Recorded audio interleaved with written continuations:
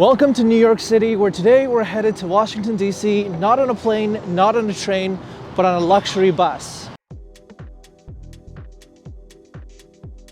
New York and Washington, D.C. There's many ways to travel between the Big Apple and the nation's capital, but today we're going to be trying out a very special service that recently launched.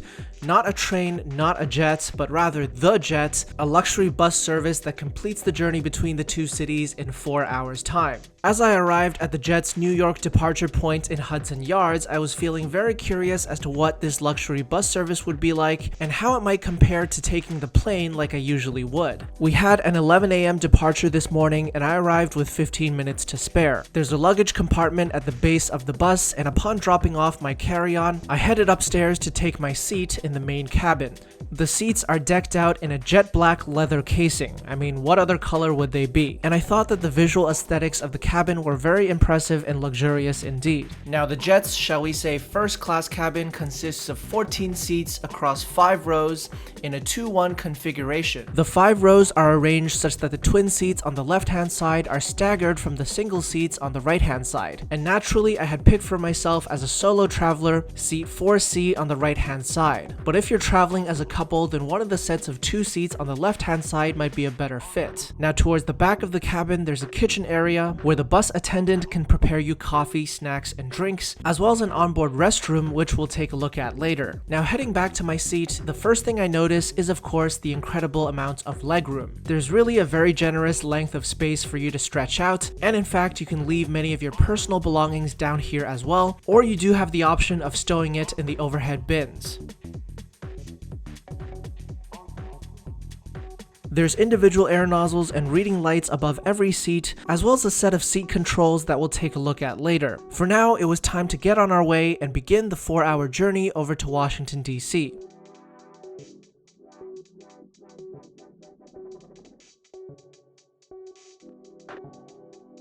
Now, as we got on the road, this was now the time for the Jet's hover seat technology to shine. One of the things that make this product so appealing is that the seats come with motion canceling technology. In fact, check out how the seat in front of me is bouncing up and down in order to counteract the bumps along the road as we speed down the highway. I certainly had very good first impressions of this first class seat, and compared to some of the other first class seats I've experienced in the sky, this one also had the benefit of never encountering any turbulence. But of course, there was even more comfort to unlock, and you could reach down to the side of your seat to access a series of buttons that would allow you to customize it further, as well as a knob that you can pull on to cause your leg rest to pop out into place.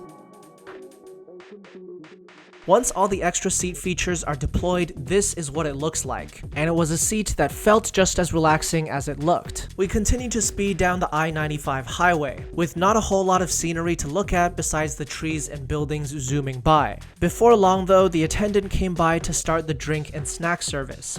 Now, the Jet currently only offers drinks and snacks, but in the future may offer hot meals as well. For now though, I withdrew my tray table from its holder on the side and helped myself to a bag of Cheez-Its to pass the time. After that, I had a LaCroix sparkling water, a cup of coffee, and a few more drinks and snacks over the next few hours. And of course, all that eating and drinking meant that I would eventually have to go to the bathroom midway through the bus ride. It's probably the best bathroom you'll find on a bus, basically anywhere.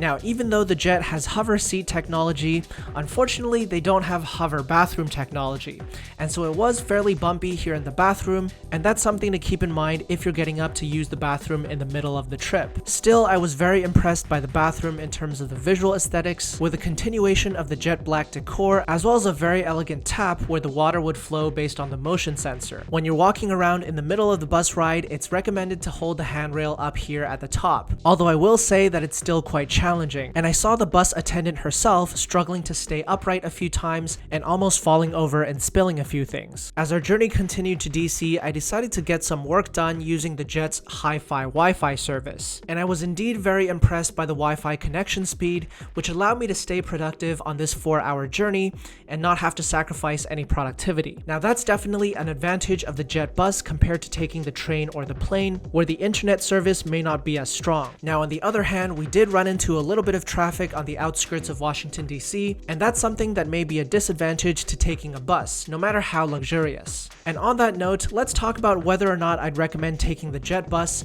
on a trip between New York and DC. Now, for full transparency, the jet hosted me for this one-way journey in order to experience the product. But ordinarily, it starts at $99 US, rising up to $199 as more seats get booked up.